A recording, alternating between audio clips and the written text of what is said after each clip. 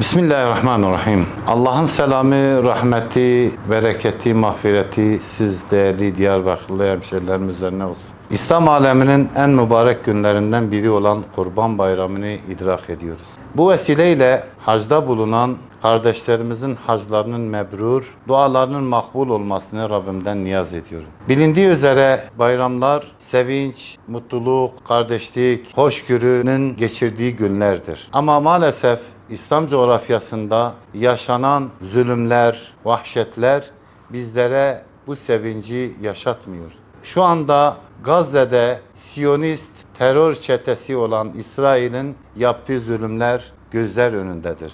Orada çocuklar, kadınlar, yaşlılar, gençler göz kırpılmadan katlediliyor, bir soykırım yaşatılıyor. Yine aynı şekilde bu memleketimizde kurban eti dağıtmak suretiyle katledilen Yasin Bürü ve arkadaşları aklımıza geliyor. Yine içimiz kan ağlıyor. Bayramın sevinçli, mutlu geçmesini dilediğimiz gibi bu mazlumların da kurtuluşuna vesile olmasını Rabbimizden diliyoruz.